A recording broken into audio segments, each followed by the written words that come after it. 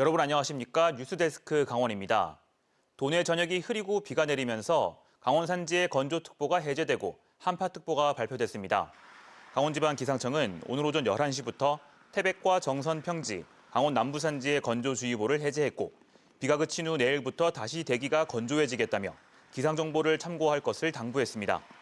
북서쪽에 찬 공기가 남하하면서 강원 남부 산지에는 한파경보가, 원주, 횡성, 태백, 강원 중부와 북부 산지에는 한파주의보가 발령됐고 내일 아침 기온은 큰 폭으로 떨어지겠습니다. 한편 설악산 등 고지대에는 오늘 낮 동안 눈이 내리기도 했습니다. 강릉시 강동면의 쓰레기 매립 공간이 가득 차 지난해 매립장을 대폭 확대했습니다. 현재 마무리 공사 중인 쓰레기 소각시설을 가동하면 현재의 10%만 매립하게 돼 앞으로 60년가량 쓰레기 매립 공간 걱정을 하지 않아도 될 전망입니다. 김인성 기자입니다. 쓰레기 소각 시설이 없는 강릉시에서는 하루 130톤, 연간 5만 톤 가까운 쓰레기를 강동면 임곡리 폐기물 매립장에 묻고 있습니다. 급기야 지난 2020년 쓰레기 매립장의 용량이 포화 상태에 이르면서 지난해 기존 용량보다 50%가량 증설했습니다. 이런 상황에서 지난 2020년부터 공사를 벌여온 폐기물 소각 시설이 올해 완공될 예정입니다. 강릉시 쓰레기만 처리하면 국비 지원이 30%에 그치지만 평창군의 쓰레기를 함께 처리하는 광역 소각 시설로 추진해 전체 사업비 676억여 원 가운데 487억여 원을 국비와 도비로 지원받을 수 있었습니다. 하루 소각량 190톤의 생활 폐기물을 처리할 수 있는 소각 시설로서 올해 7월부터 본격적인 가동을 준비하고 있습니다. 지난해 7월 이후 평창군의 쓰레기를 함께 처리하고 있는데 전체 쓰레기 발생량의 10%가량을 평창군에서 들여오는 대신 운영비의 15%를 평창군이 부담하고 있습니다. 5월부터 시운전을 시작해 7월부터 정상 가동할 예정으로 소각 후 남은 재만 매립하게 되기 때문에 매립장의 가동 연한이 크게 늘게 됩니다. 그동안 매립에 의존했는데 앞으로 이제 소각장이 준공되며 매립량이 90% 이상 줄어들고 그래서 저희들이 향후 매립장을 한 60년 이상 사용할 것으로 예상됩니다. 강릉시는 또 재활용품 반입량 증가로 인한 업무 과부하를 줄이기 위해 재활용품 자동 선별 시설을 오는 2025년까지 갖추기로 하고 현재 설계를 진행하고 있습니다. 이물질이 많이 묻은 것들이 들어오고 훼손된 것들도 많이 들어오고 그래서 저희 재활용하는 데 상당히 애로점이 많습니다. 그리고 좀 신경을 써서 재활용될 수 있는 걸 깨끗하게 보관하셨다가 배출해 주시면 저희가 많은 도움이 될 것 같습니다. 쓰레기 매립장 포화로 고민하던 강릉시가 올해부터 쓰레기 관련 대책에 일대 변화를 맞을지 기대됩니다. MBC 뉴스 김인성입니다. 강원도가 여성 농업인들을 위해 한 해 수십억 원의 예산을 들여 농작업 장비를 지원하고 있습니다. 여성들의 영농 참여와 농사 편의를 높이겠다는 목적인데요. 하지만 농민에게 선택권을 주지 않고 특정 장비를 정해 공급하면서 사업 취지 훼손은 물론 특혜 의혹까지 불러일으키고 있습니다. 보도에 조성식 기자입니다. 영농철을 앞두고 있는 평창의 한 농가. 농약을 자동으로 살포할 수 있는 이동식 분무기가 애물단지 취급을 받고 있습니다. 지형적 특성상 대부분의 밭이 비탈진 곳에 위치하고 있는데 무게가 60kg이 넘는 장비를 끌고 가기가 만만치 않아 사실상 사용을 포기한 겁니다. 언덕이나 이런 올라갈 때 그런 데는 여자도 이용을 못해요. 차라리 분무기, 저 자동 분무기 같은 거 저 가서 뿌리고 오는 게 낫지 이거 저 끌고 가고 하면 더 힘들어. 그런데 해당 농기계는 바로 여성 농업인들을 위해 보급된 겁니다.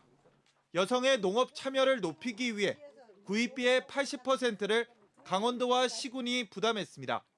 여성 농업인들의 농사 편의를 위해 지원된 농기계인데요. 성인 남성인 제가 이용하려고 해도 쉽지 않습니다. 저기 가뜩들은 무거워가지고 뒤에서 우리가 그전에 뒤에서 밀고 앞에서 당기고 이래 가지고 끌고 나서 그랬어. 약철적이. 문제는 여성 농민들에게 장비 선택권이 전혀 없었다는 겁니다. 강원도는 올해도 38억 원의 예산을 들여 7,000대의 농작업 장비를 지원할 예정인데 지난해와 마찬가지로 이동식 분무기는 바퀴가 있고 충전식으로 된 제품으로 한정했습니다. 저마다 농작업 여건에 맞게 장비를 선택할 권리를 애시당초 박탈한 겁니다. 구입에 앞서 시연회도 개최하지만 제품에 대한 제한이 있어 다양한 업체가 참여할 수도 없는 실정입니다. 그 제품만 시연회를 하라 그러면 한 2개 업체 정도로 축소가 돼버려요. 이건 선택권이 없어요. 그렇게 명시해 놓으니까 소비자도 그 물건 가져가는 수밖에 없다고요. 이 같은 민원이 일자 강원도는 내년부터 농가들의 장비 선택의 폭을 보다 넓히겠다는 뜻을 밝혔습니다. 올해 얘기가 많이 나와서 농업인 단체에서도 건의한 사항도 있고 해서 내년부터는 이제 선택의 폭을 조금 넓히려고 그렇게 계획하고 있습니다. 여성 농업인들을 위한 농작업 편의 장비 지원은 지난 2018년 시작돼 지난해까지 100억 원의 예산이 투입됐습니다. 다양한 영농 환경을 고려하지 않고 특정 장비만 고집한 강원도의 정책이 오히려 사업의 효용성은 낮추고 특혜 의혹만 키우고 있다는 비판이 일고 있습니다. MBC 뉴스 조성식입니다. 도내 5개 의료원과 상급병원 2곳 가운데 확진된 의료진을 온전히 7일 격리하는 곳은 3곳뿐인 것으로 나타났습니다. 국회 최연수 국민의힘 의원실에 따르면 코로나19 환자가 크게 줄었는데도 원주와 영월, 강릉, 삼척 의료원 등 4곳이 여전히 의료진 5일 격리를 시행 중입니다. 전국적으로도 공공의료원과 상급종합병원 80곳 중에 25곳만이 7일 격리를 하는 걸로 나타났습니다. 중앙사고수습본부 지침에 따르면 1일 확진자 수가 1단계 미만일 때는 7일 격리를 하도록 규정하고 있습니다. 도내 각 보건소 등에 배치된 공중보건의사 가운데 40%가량이 이달 말과 다음 달 초 복무 기간이 끝납니다. 올해 복무 기간이 만료되는 공중보건의사는 의사 77명, 치과의사 17명, 한의사 26명으로 전체 공중보건의사의 41%인 120명인데 이들의 복무 기간 만료일은 오는 26일과 4월 5일입니다.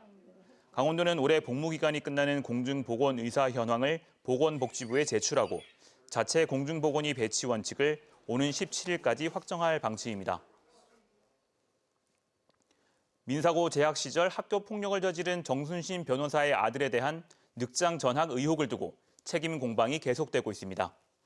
민사고는 보도자료를 통해 징계 이행 당사자인 학교에 전학 조치와 관련한 행정심판이나 소송 결과를 즉시 제대로 알려주지 않은 관계기관의 업무 절차에 문제가 있다고 주장했습니다.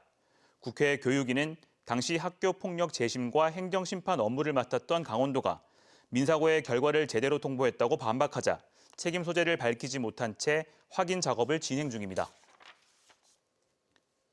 K리그1 강원FC가 대구FC를 상대로 무승부를 기록했습니다.